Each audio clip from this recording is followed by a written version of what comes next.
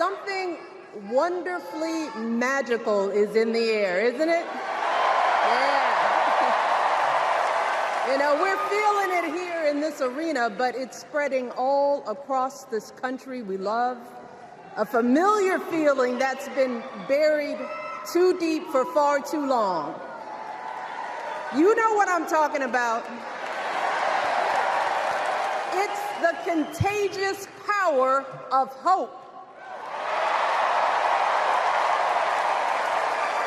The anticipation, the energy, the exhilaration of once again being on the cusp of a brighter day. The chance to vanquish the demons of fear, division, and hate that have consumed us and continue pursuing the unfinished promise of this great nation, the dream that our parents and grandparents fought and died and sacrificed for. America, hope is making a comeback.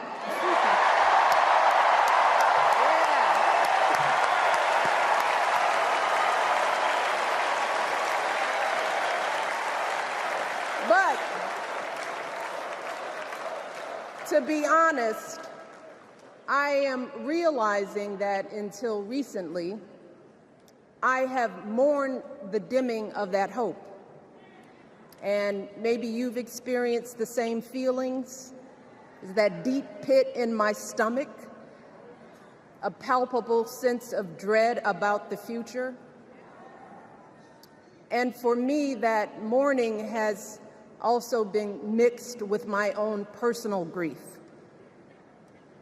The last time I was here in my hometown was to memorialize my mother, the woman who showed me the meaning of hard work and humility and decency, the woman who set my moral compass high and showed me the power of my own voice. Folks,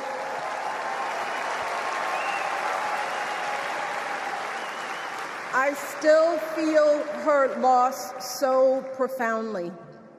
I wasn't even sure if I'd be steady enough to stand before you tonight, but my heart compelled me to be here because of the sense of duty that I feel to honor her memory and to remind us all not to squander the sacrifices our elders made to give us a better future.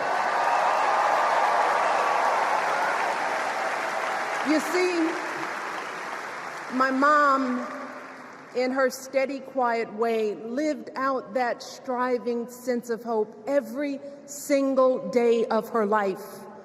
She believed that all children, all people have value, that anyone can succeed if given the opportunity. She and my father didn't aspire to be wealthy. In fact, they were suspicious of folks who took more than they needed. They understood that it wasn't enough for their kids to thrive if everyone else around us was drowning. So my mother volunteered at the local school. She always looked out for the other kids on the block. She was glad to do the thankless, unglamorous work that for generations has strengthened the fabric of this nation. The belief that if you do unto others, if you love thy neighbor, if you work and scrape and sacrifice, it will pay off. If not for you, then maybe for your children or your grandchildren. You see, those values have been passed on through family farms and factory towns, through tree-lined streets and crowded tenements, through prayer groups and National Guard units and social studies classrooms. Those were the values my mother poured into me until her very last breath. Kamala Harris and I built our lives on those same foundational values. Even though our mothers grew up an ocean apart, they shared the same belief in the promise of this country. That's why Her mother moved here from India at 19. It's why she taught Kamala about justice, about the obligation to lift others up, about our responsibility to give more than we take. She'd often tell her daughter, "Don't sit around and complain about things, do something." So, with that voice in her head, Kamala went out and she worked hard in school, graduating from an HBCU, earning her law degree at a state school. And then she went on to work for the people, fighting to hold lawbreakers accountable, strengthening the rule of law, fighting to get folks better wages, cheaper prescription drugs, a good education, decent health care, child care, elder care. From a middle-class household, Kamala worked her way up to become Vice President of the United States of America. My girl, Kamala Harris, is more than ready for this moment. She is one of the most qualified people ever to seek the office of the presidency. And she is one of the most dignified. A tribute to her mother, to my mother, and to your mother too.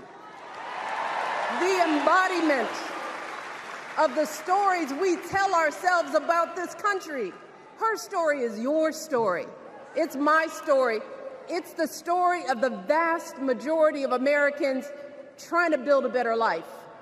Look, Kamala knows, like we do, that regardless of where you come from, what you look like, who you love, how you worship, or what's in your bank account, we all deserve the opportunity to build a decent life.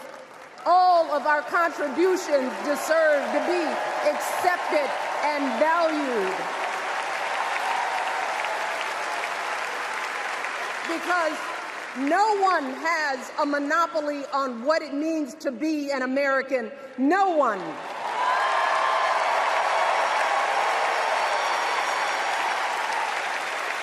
Kamala has shown her allegiance to this nation, not by spewing anger and bitterness, but by living a life of service and always pushing the doors of opportunity open to others. She understands that most of us will never be afforded the grace of failing forward. We will never benefit from the affirmative action of generational wealth.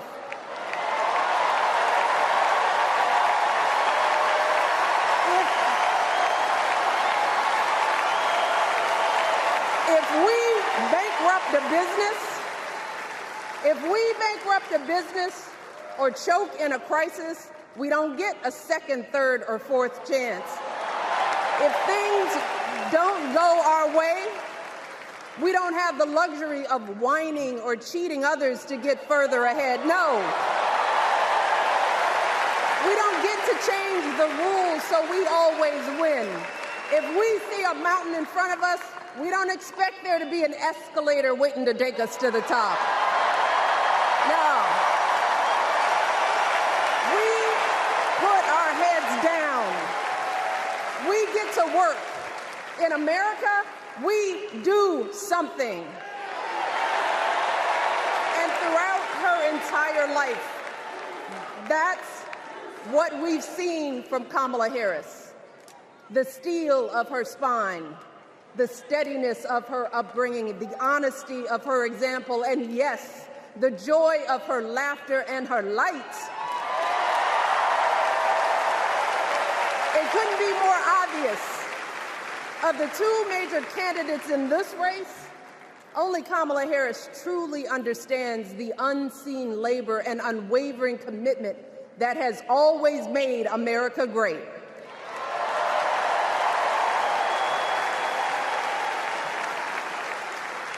Now, unfortunately, we know what comes next. We know folks are going to do everything they can to distort her truth. My husband and I sadly know a little something about this.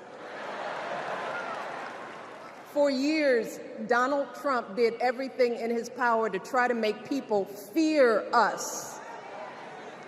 See, his limited, narrow view of the world made him feel threatened by the existence of two hardworking, highly educated, successful people who happen to be black.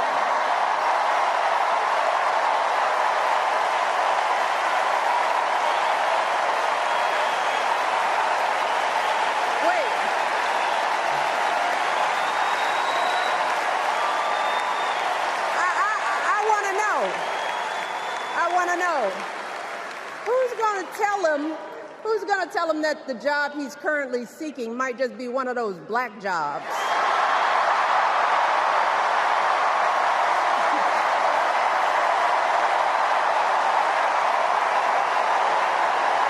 Look, it's his same old con. His same old con. Doubling down on ugly, misogynistic, racist lies as a substitute for real ideas and solutions that will actually make people's lives better.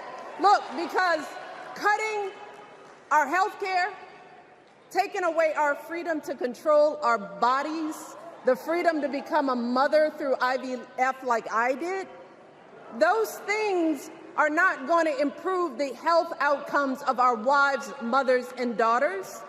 Shutting down the Department of Education, banning our books, none of that will prepare our kids for the future. Demonizing our children for being who they are and loving who they love, look, that doesn't make anybody's life better.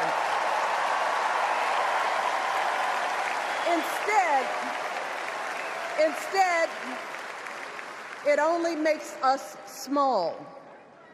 And let me tell you this, going small is never the answer.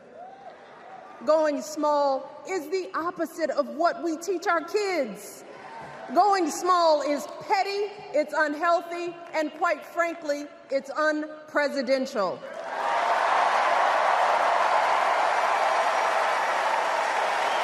So, why would any of us accept this from anyone seeking our highest office? Why would we normalize that type of backward leadership? Doing so only demeans and cheapens our politics. It only serves to further discourage good, big-hearted people from wanting to get involved at all. America, our parents taught us better than that, and we deserve so much better than that. That's why we must do everything in our power to elect two of those good, big-hearted people. There is no other choice than Kamala Harris and Tim Walz. No other choice.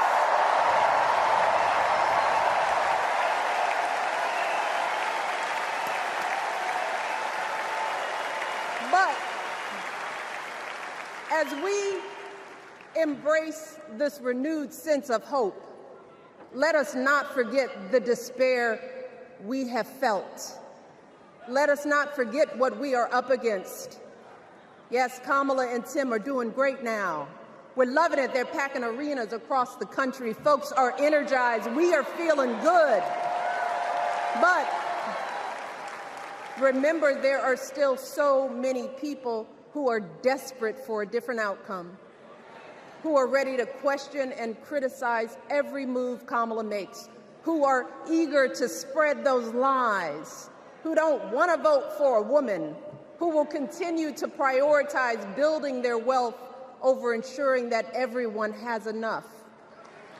So no matter how good we feel tonight or tomorrow or the next day, this is going to be an uphill battle.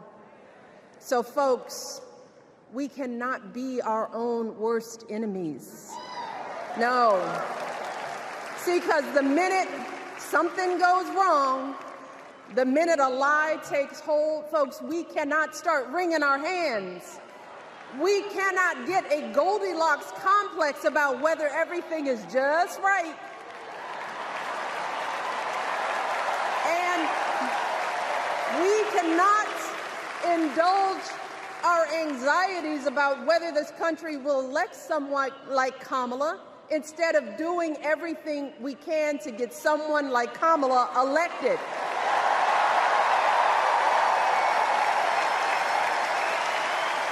Kamala and Tim, they have lived amazing lives, and I am confident that they will lead with compassion, inclusion, and grace. But they are still only human. They are not perfect. And like all of us, they will make mistakes. But luckily, y'all, this is not just on them. No, this is up to us, all of us, to be the solution that we seek. It's up to all of us to be the antidote to the darkness and division.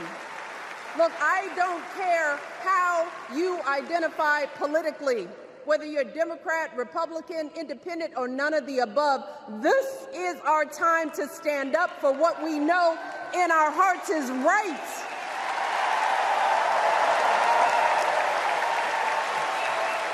To stand up, not just for our basic freedoms, but for decency and humanity, for basic respect, dignity, and empathy, for the values at the very foundation of this democracy. It's up to us to remember what Kamala's mother told her. Don't just sit around and complain, do something. So if they lie about her, and they will, we've got to do something. If we see a bad poll, and we will, we got to put down that phone and do something. If we start feeling tired, if we start feeling that dread creeping back in, we got to pick ourselves up, throw water on our face, and what? We only have 2.5 months, y'all, to get this done. Only 11 weeks to make sure every single person we know is registered and has a voting plan. So we cannot afford for anyone America to sit on their hands and wait to be called. Don't complain if no one from the campaign has specifically reached out to you to ask you for your support. There is simply no time for that kind of foolishness. You know what you need to do. So, consider this to be your official ask. Michelle Obama is asking you, no, I'm telling y'all to do something.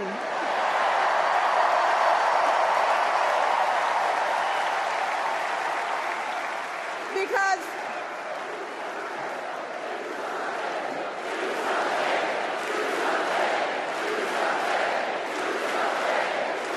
you all, this election is going to be close. In some states, just a handful, listen to me, a handful of votes in every precinct could decide the winner. So we need to vote in numbers that erase any doubt. We need to overwhelm any effort to suppress us. Our fate is in our hands. In 77 days, we have the power to turn our country away from the fear, division, and smallness of the past. We have the power to marry our hope with our action. We have the power to pay forward the love, sweat, and sacrifice of our mothers and fathers and all those who came before us. We did it before, y'all, and we sure can do it again. Let us work like our lives depend on it. And let us keep moving our country forward and go higher, yes, always higher than we've ever gone before as we elect the next President and Vice President of the United States, Kamala Harris and Tim Walz. Thank you all. God bless.